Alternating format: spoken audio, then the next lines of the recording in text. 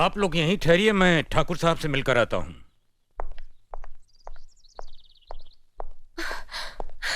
Daddy, daddy.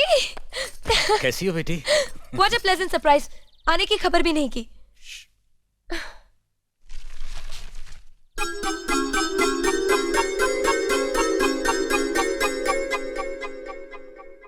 Thakur साहब, पाए लागू।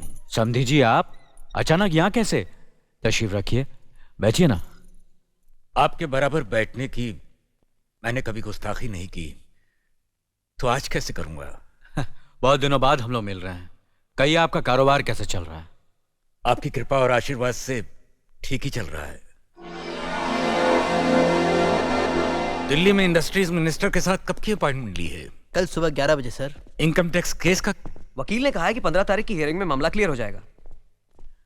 आज एक्सपोर्ट का माल जापान के लिए जहाज से रवाना हो जाएगा ना? जी हाँ सर। नमस्ते ठाकुर साहब।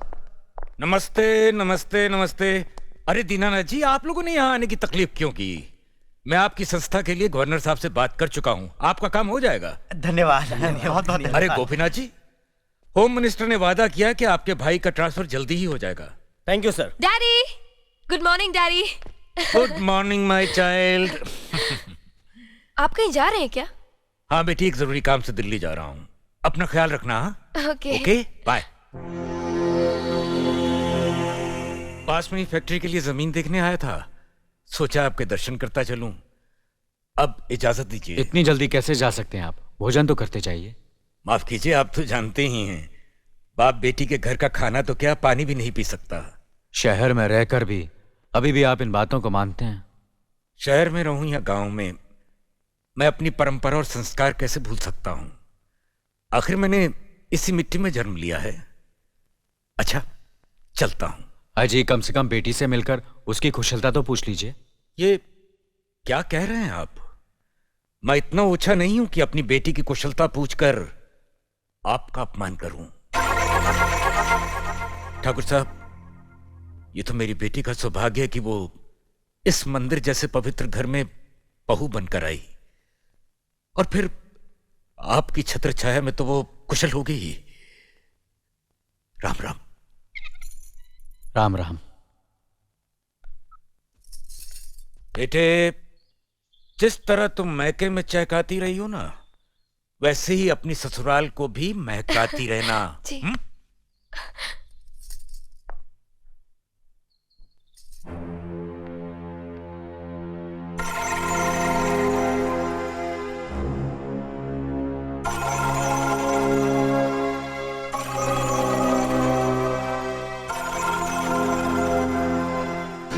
आप तो उम्र में बड़े हैं ना, किससे किस तरह की बात की जाती है, इतनी तमीज तो आपको आनी चाहिए। Minded, minded, minded. बड़े भैया, मुझे माफ कर दीजिए। क्या हुआ? मुझे माफ कर दीजिए। ये क्या कर रही हो? अपने पापों का प्रायश्चित कर रही हूँ।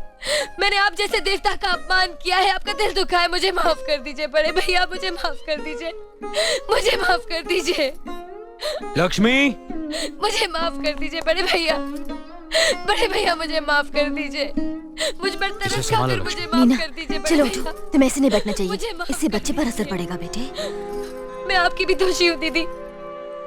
आपने जेठानी की जगह माँ बनकर मेरी गलतियों को बर्दाश्त किया, और मैं अब भागन आपकी बेटी न बन सकी।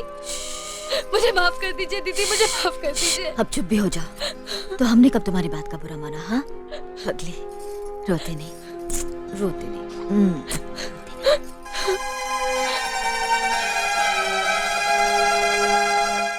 ओम कर्पूर गौरम करुणावतारम संसार सारम भुजगेंद्रहारम सदा वसंतम। प्रभु, मैंने देवता जैसे परिवार के साथ हमेशा इंसानों जैसे झगड़े किए हैं, नफरत पैदा की है। मुझे सुनती दो, ताकि मैं सबके दिलों में अपने लिए प्यार पैदा कर सकूं, अपने घर की मान मर्यादा और खुशहाली को सदा के लिए एक अटूट धागे में बांध दूं।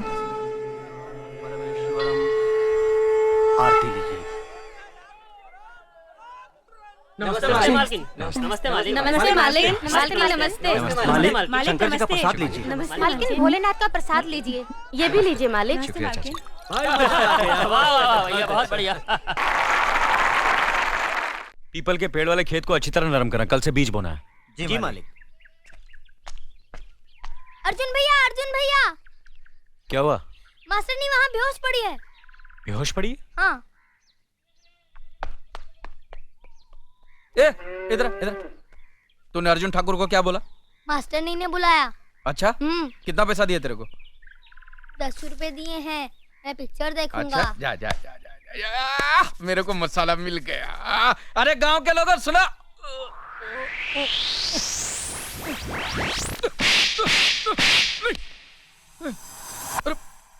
अरे बाप रे, मैंने कुछ सुना ही नहीं है, मैंने कुछ बोला ही नहीं है, मैंने कुछ देखा ही नहीं है। मैं गांधी जी का 3 बंदर हूँ, मैं कुछ जानता ही नहीं हूँ, जानता ही नहीं हूँ, जानता ही। मास्टर नहीं,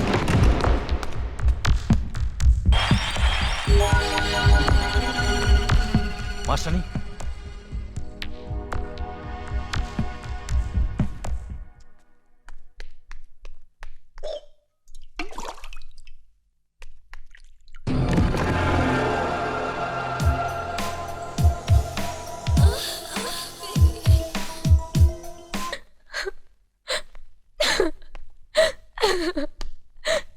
मैंने भूल की जो मैं इन लोगों के बीच आ गई।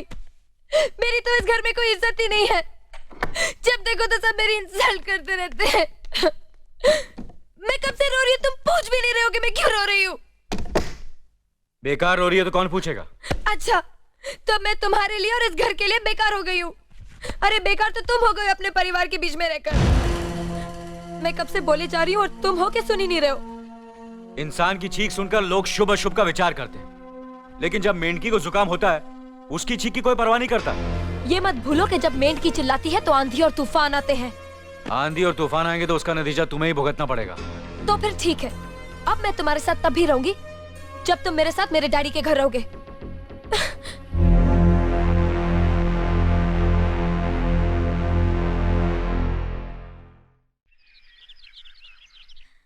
हमारी मीना बहुत प्यारी बच्ची है, लेकिन उसमें अभी भी बचपना है। हमारे तौर तरीकों को नहीं जानती है ना, लेकिन आहिस्ता आहिस्ता हम उसे सब सिखा देंगे।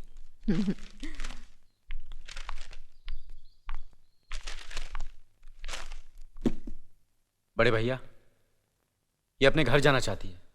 जाना भी चाहिए, 4-5 महीने हो गए, मायके की याद भी आती होगी इसे। और अर्जुन, तुम्हारे ससुर जी तुम्हें कई बार बुला चुके हैं, तुम भी कुछ दिनों के लिए हो आओ, तुम्हारा मन भी बहल जाएगा। अगर ये वापस लौटने के लिए जा रही होती तो मैं जरूर जाता, मगर ये तो हमेशा के लिए इस घर से जा रही है। कैसी बातें कर रहे हो? अगर तुम दोनों के ख्यालात एक दूसरे से नहीं मिलते तो इस मामले को घर की 4 दीवारी में बैठकर आपस में सुलझा लेना चाहिए। बहू शहर की पढ़ी लिखी लड़की है, उसे गांव की रीति रिवाज के बारे में क्या मालूम। यह तो तुम्हारा फर्ज बनता है अर्जुन कि तुम उसे हमारे तौर तरीके सिखाओ। सिखाने से कोई फायदा नहीं बड़े भैया, ये खुद को इस माहौल में डालना ही नहीं चाहती, इसलिए भेज रहा हूं। अच्छा, तो तुमने फैसला भी कर डाला? बड़े भैया, बात यह है कि मैंने मीना को, तुम बहुत समझदार भी हो गए हो ना, तो फिर तुम्हें इतना तो समझ लेना चाहिए, अगर बहू अपने आप को बदल नहीं पा रही है तो तुम बहू के मुताबिक बदल जाओ। आखिर वो तुम्हारी पत्नी है, उसका साथ देना तुम्हारा धर्म है। तुम्हारे भरोसे ही तो उसने अपनी सारी जिंदगी सौंप दी तुम्हें। अर्जुन, मेरे दर्द पर तुम तड़प उठोगे, तुम्हें तकलीफ होगी तो मैं रो दूंगा, क्योंकि हम दोनों एक ही मां की संतान हैं। खून का रिश्ता है हमारा, मगर पत्नी का नाता उससे कहीं ज्यादा गहरा होता है, क्योंकि वो पराये घर से आकर अपनों से कहीं ज्यादा अपनी हो जाती है, परछाई बन जाती है हमारी। पति शरीर है तो पत्नी उसकी आत्मा है। पत्नी ही पति के जीवन को सही अर्थ देती है, उसे कामयाब बनाती। पत्नी के बगैर पति बेजान और बेमाने हो जाते हैं। अगर आज तुम अपनी पत्नी को हमेशा के लिए उसके मायके छोड़ाओगे तो यह गांव, यह समाज क्या कहेगा हमारे बारे में? जरा सोचो अर्जुन, न्याय के सिंहासन पर बैठकर जो लोगों के अच्छे बुरे का फैसला करता है, अगर उसी के घर में नाइंसाफी होगी तो लोग हंसेंगे हम पर, किसी को मुंह दिखाने के काबिल नहीं रहेंगे हम। बड़े भैया, मुझसे भूल हो गई, मुझे माफ कर दीजिए। मुनीम जी। जी मालिक। जायदाद के दस्तावेज लाइए। जी अभी लाया। बहू, पति ही पत्नी की असली शक्ति होती है। हमारे पुरखों ने कुल धर्म पत्नी के बारे में कहा है, जो पति के काम में उसकी मददगार हो, उसे अच्छी सलाह दे, जो दासी की तरह उसकी सेवा करे, मां की तरह उसे खिलाए पिलाए, लक्ष्मी का रूप हो और धरती की तरह उसमें सहन शक्ति हो, वही आदर्श पत्नी होती है। औरत की सोच मर्द का मुकद्दर बनाती है। वो जब बनाने पर आती है तो कुटिया को महल कर देती है, और जब बिगाड़ने पर उतरती है तो महल को मिट्टी का ढेर बना देती है। मालिक, ये जायदाद के दस्तावेज हैं। हमारी जमीन जायदाद कहां कहां है और कितनी है, उसका हिसाब किताब ना बाबूजी को मालूम था, ना हम तीनों भाइयों को मालूम है। बहू, तुम पढ़ी लिखी हो, आज से इसका हिसाब किताब तुम देखोगी। लक्ष्मी जी। अपनी चाबियों का गुच्छा और ये कागजात बहू को दे दो।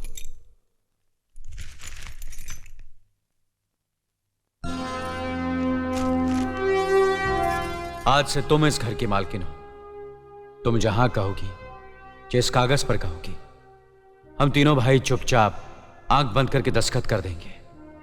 जैसा कहोगी वैसा ही करेंगे। बस एक ही विनती है बहू, हम तीनों भाइयों को अलग करने का ख्याल अपने मन में कभी आने मत देना।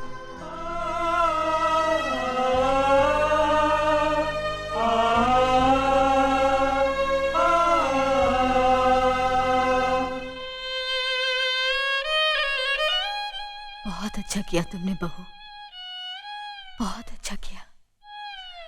इनकी आंखों में आंसू देखने की हमने सपने में भी उम्मीद नहीं की थी, लेकिन तुमने हमें दिखा दिया। बहुत अच्छा किया तुमने, बहुत अच्छा किया।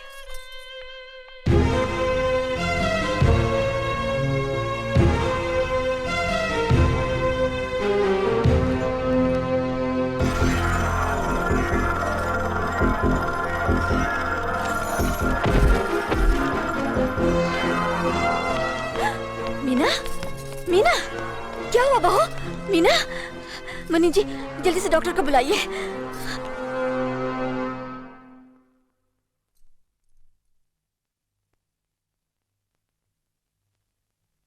घबराने की कोई बात नहीं, ये माँ बनने वाली है।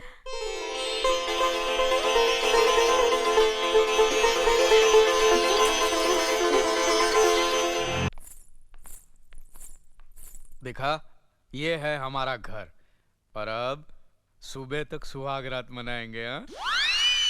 गोरा, कौन है ये लड़की?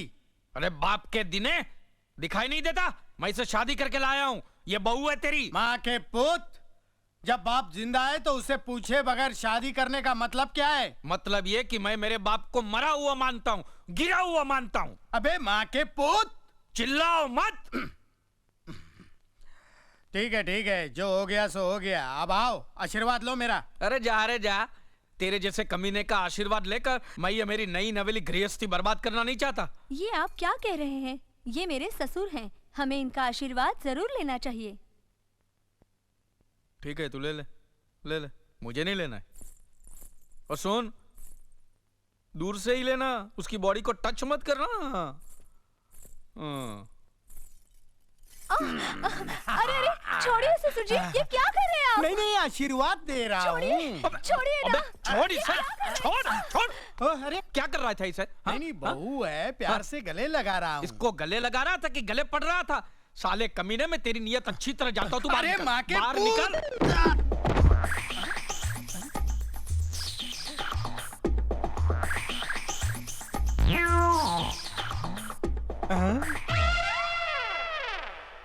मंगला, तुम?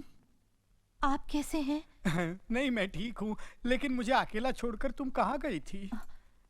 मैं तुम्हारी एक कुत्ते की तरह हर जगह मुंह मारने की हरकतों से तंग आकर एक सेठ की नौकरानी बनकर दुबई चली गई थी। दुबई?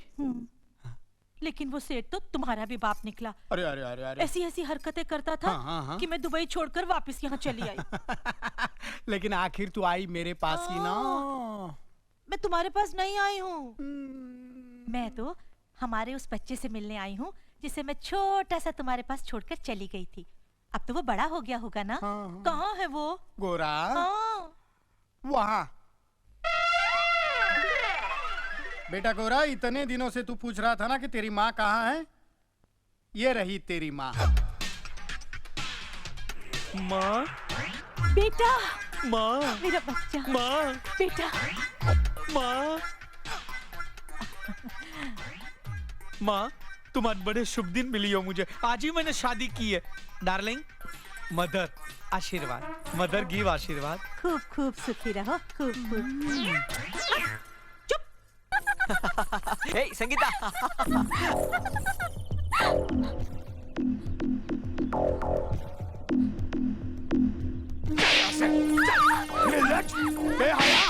इश्क करेगी तू, इश्क करेगी। काट डालूंगा मैं तुझे, जिस्म के छोटे छोटे टुकड़े कर दूंगा मैं। चल यहाँ से, चल अपने कमरे में, चल अपने कमरे में।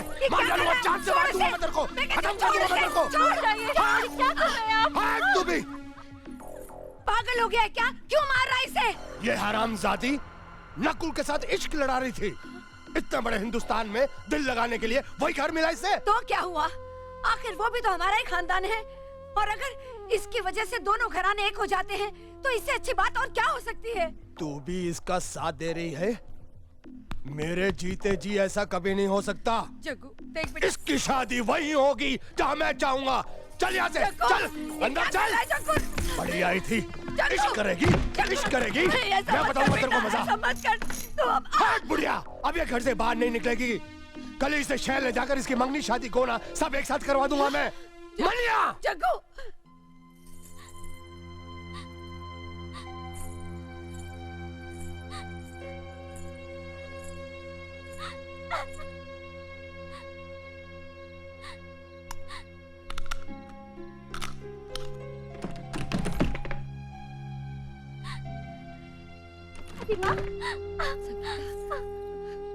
अरे बच्ची, रो मत, रो मत,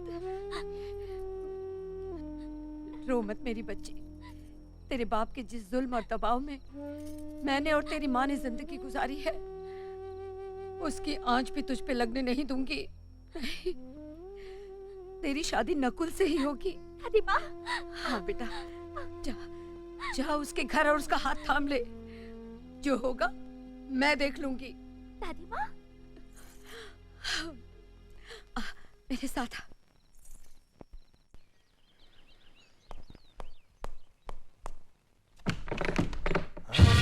संगीता, संगीता,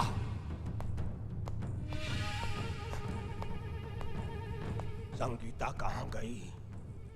उसे जहाँ जाना चाहिए था। मतलब तुमने भगा दिया उसको? हरामजादी, 2 टके की औरत। बस, अब ये शब्द दोबारा मत बोलना। अगर मैं 2 टके की होती तो मुझ पर तुम्हारा दिल ना आता। अपनी मान मर्यादा को ताक पर रखकर तुम मेरी कोख में अपने वंश का बीज ना बोते। तो तेरे मुंह में भी जबान है हरामजादी। हाँ, बहुत सह चुकी। अब और सहूंगी तो औरत जात का अपमान होगा। तुम्हारी इज्जत करना मेरा धर्म है, तुम्हारे जुल्म सहना मेरी मजबूरी नहीं। हरामजादी, मजबूरी की बात करती है तू, मजबूरी की बात करती है तू, मजबूरी की बात करती है।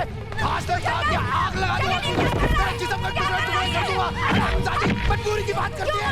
अरे इसने संगीता को भगा दिया। संगीता को मैंने भगाया है। जो कहना है मुझे कह, मुझे सजा दे। तूने भगा दिया उसे, मैं भी देखता हूँ दादा ठाकुर अपने भाई की शादी मेरी बेटी के साथ कैसे करता है। ठाकुर, भले ही तुम इस गांव के मुखिया हो, लेकिन मेरे तो दुश्मन हो दुश्मन। तुम्हारे दिल में जलती हुई दुश्मनी की आग अभी तक नहीं बुझी, इसीलिए मेरी लड़की को भगाकर अपने घर में छुपा रखा है तुमने। अरे किस मुंह से अपने आप को मुखिया कहते हो? तुम्हारा मंजला भाई अर्जुन तो सबके सामने नंगा हो गया, लेकिन तुम मुझसे भी बड़े अपराधी हो। अरे अंदर क्या छुप कर बैठा है? बाहर निकल।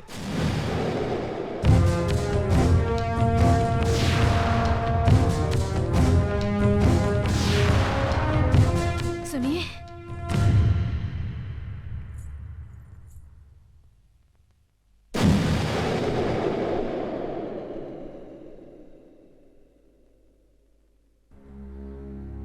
वो कल आधी रात को ये भागी भागी आई थी। आप बहुत गहरी नींद में थे, इसलिए आपको जगाने की हिम्मत नहीं पड़ी।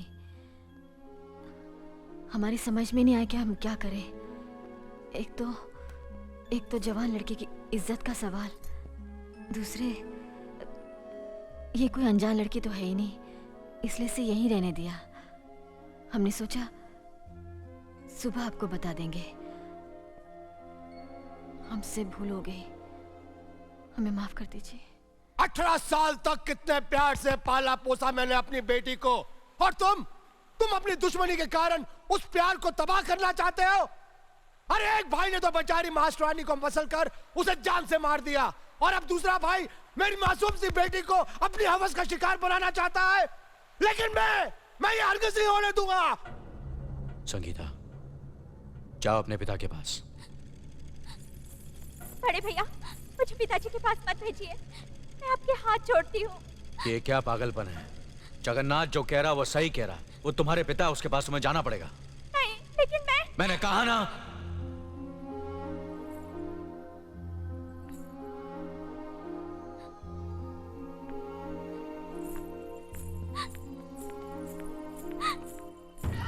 नीच, तू क्या समझती थी कि तू भाग जाएगी और मैं खामोश रहूंगा? तुझे अपने खानदान की इज्जत का भी ख्याल नहीं रहा, खुद ही बिहार जाने चली गई। हरामजादी, मैं करूंगा तेरी शादी, जहाँ चाहूंगा, जिससे चाहूंगा करूंगा। मैं शादी नहीं करूंगी। मैं शादी उसी से करूंगी जिससे मैं पसंद करती हूँ। मैं आपकी मर्जी से शादी नहीं करूंगी। अपनी मर्जी से शादी करेगी? कर शादी। रुक जाओ। जवान बेटी पर हाथ उठाते हुए शर्म नहीं आती तुम्हें? तुम किससे शादी करना चाहती हो?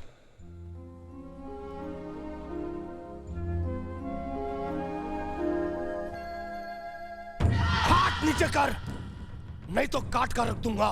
तेरी शादी कहां और किसके साथ करनी है उसका फैसला मैं करूंगा, नहीं तो तेरा गला दबाकर मैं तुझे जान से मार दूंगा। नादानों की तरह बात मत करो। इसे अपनी पसंद का दूल्हा चुनने का पूरा हक है। यह हंगामा बंद करो और चुपचाप अपने घर जाओ।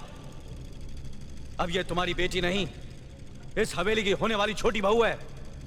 हम जल्द ये रिश्ता लेकर तुम्हारे घर आएंगे। थूकता हूं तुम्हारे इस रिश्ते पे और इस हवेली पर।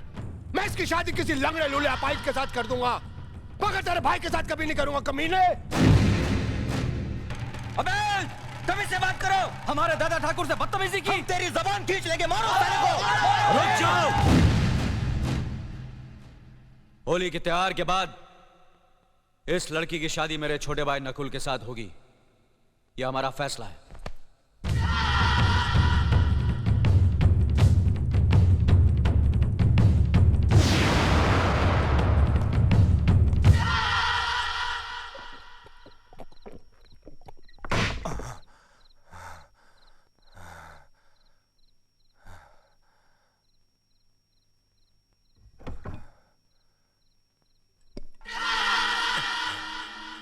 होली के त्योहार के बाद इस लड़की की शादी मेरे छोटे भाई नकुल के साथ होगी, यह हमारा फैसला है। ठाकुर साहब, दादा ठाकुर उसूल के साथ साथ जबान के भी बहुत पक्के हैं। वो तुम्हारी बिटिया को अपनी बहू जरूर बनाएंगे। वो कमीना मेरी बेटी को बहू बनाएगा मुंह उठा के? उसकी ये हिम्मत? वो मेरी शैतानी फितरत को नहीं जानता। मैं अपने बाप की तरह बेवकूफ नहीं हूं कि सामने से गोली मारकर कस्बे से अपना हुक्का पानी बंद करवा ले। मैं फरेब और चालाकी से मारूंगा उसे, जैसे मैंने मास्टरानी का खून करके उसके भाई अर्जुन का हुक्का पानी बंद करवा दिया। ठाकुर साहब, तो क्या मास्टरानी का खून आपने किया है? हाँ, मैंने किया है। मैंने उस मास्टरानी को अर्जुन को फंसाने के लिए भेजा था, मगर वो कुत्तिया उसे फंसा ना सकी तो मेरे पास आई मुंह उठा के। मुझे माफ कर दीजिए ठाकुर साहब, मैंने अर्जुन को हर तरह से फंसाने की कोशिश की, मगर कोई मेरा विश्वास ही नहीं करता। मुझे लोग मारने के लिए आ रहे हैं। अरे चुप साली 2 टके की मास्टरानी, 2 महीने से एक जवान लौंडे को नहीं फंसा सकी। लानत है तेरी जवानी पे मुंह उठा के। ठाकुर साहब, अगर मेरे पिताजी ने आपसे कर्जा न लिया होता तो मैं ये काम आपका कभी नहीं करती। उस खानदान को लोग देवता की तरह पूछते हैं, और वो देवता है भी। मैं आपका कर्जा कैसे भी चुका दूंगी। मुझे इस वक्त रवाना कर दीजिए। तू ठीक कह रही है। जब तू किसी काम की नहीं रही, तुझे रवाना कर देना ही ठीक है। बड़ी मेहरबानी आप।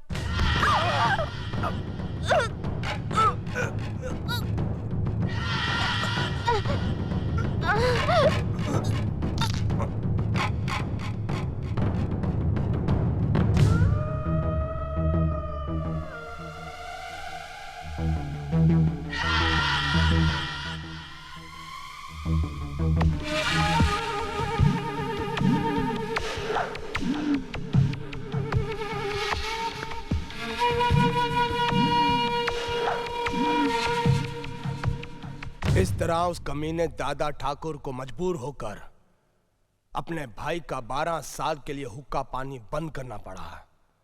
और अब कल होली के दिन मैं दादा ठाकुर और उसके छोटे भाई नकुल को खत्म कर दूंगा और लठबाजी में मारे जाने का बहाना बना दूंगा मुंह उठा के। कमीने, नालायक, अपनी करनी की सजा तूने उस भोले अर्जुन को दिलवा दी। भगवान जैसे भाई भाई को अलग करवा दिया। मैं तुझे कभी माफ नहीं करूंगी। ए माई, ज्यादा मत बोल, तेरी सांस फूल जाएगी। अरे तुझ जैसे शैतान को जन्म देते वक्त जब मेरी सांस नहीं फूली तो अब क्या फूलेगी।